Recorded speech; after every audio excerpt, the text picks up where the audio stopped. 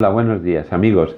Es domingo, día de la Pascua del Señor, día de alegría, día de familia, día de la vida con mayúscula. Y celebramos el segundo domingo de Cuaresma y en este domingo siempre leemos el Evangelio de la Transfiguración.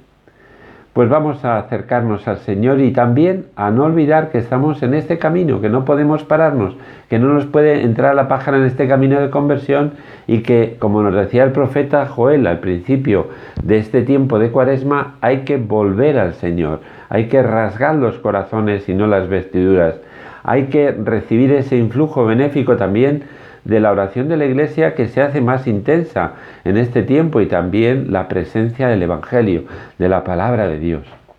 Estamos viviendo tiempos difíciles de pandemia, de sufrimiento, de dolor e incluso de no poder despedir a nuestros familiares. Yo comparo la transfiguración pues como el hecho de ver que hay gente que se ha vacunado ya, que ha recibido ese beneficio de las vacunas, ¿no? Jesús, de alguna manera, a los discípulos quiere anticipar lo que ha de ser la vida de la gloria de Dios, disfrutar de ese Cristo resucitado.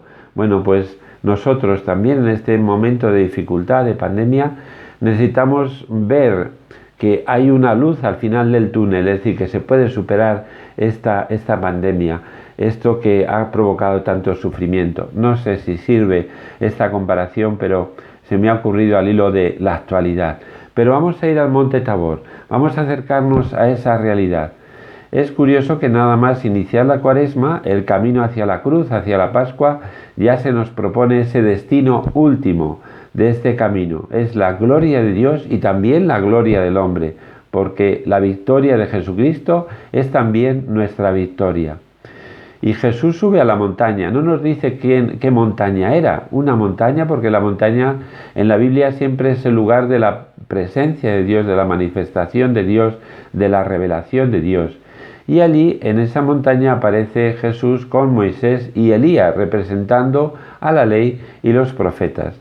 Los discípulos están anonadados, están sorprendidos, están de alguna manera experimentando esa presencia de Dios en Jesucristo y por eso quieren eternizar ese momento. ¿Y quiénes son estos discípulos que acompañan a Jesús? Pues son los enchufados, diríamos, ¿no? Pedro, Santiago y Juan. Pero esta elección de estos tres discípulos que le acompañan a Jesús no es casual. Pedro acababa de renegar de que Jesús tuviera que ir a la muerte, le quiere apartar del camino.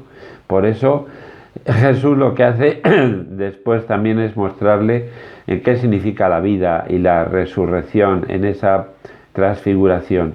Y los otros dos, Santiago y Juan, habían discutido quién era el más importante y habían pedido a Jesús a través de su madre que se sentaran en uno a la derecha y el otro a su izquierda.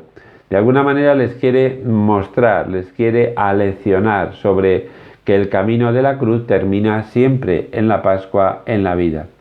Por tanto, también nosotros tenemos que subir a esa montaña, tenemos que escuchar la voz de Dios. Buscamos de verdad esos momentos de silencio para escuchar a Dios. Pedro quiere eternizar ese momento, se siente allí pues con un gozo, abundante, y por eso quiere hacer tres tiendas iguales, no olvidéis el detalle. Él no se ha dado cuenta de que Jesús no es un profeta más como Moisés y como Elías. Jesús viene a realizar la nueva alianza, pero como digo, quiere eternizar ese momento, pero hay que bajar a la vida. De la oración tenemos que ir a la vida, no podemos encontrar la oración como una especie de refugio seguro donde nos apartamos de la realidad, no, la oración nos lanza a la transformación del mundo. Dice el texto del Evangelio que estaban asustados. ¿Qué nos asusta a nosotros? Nos asusta la muerte, la enfermedad, nos asusta vernos solos, abandonados de los que queremos. Y ahí en ese momento de perplejidad y de gozo, con una mezcla, escuchan esa voz de la nube. La nube, daos cuenta que es la que acompañó al pueblo de Israel en el desierto. La nube también es el lugar de la presencia de Dios y es como ese nuevo bautismo. También en el bautismo se escucharon estas palabras: este es mi Hijo amado, escuchadle, escuchar a Dios. Esa es la Cuaresma, el sentido de la Cuaresma, escuchar la voz de Dios.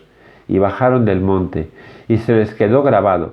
pues también a nosotros, cuando sintamos el peso del dolor, de la soledad, del sufrimiento, del pecado, también miremos a Cristo, que es capaz de poner vida donde hay muerte, es capaz de reconciliarnos con el Padre. Vamos a pedir al Señor que la Eucaristía sea para cada uno de nosotros ese momento de la transfiguración, de la presencia gloriosa de Jesús, escondido y velado en esos signos tan sencillos del pan y del vino. Que tengáis un feliz domingo, feliz día del Señor, feliz día de familia.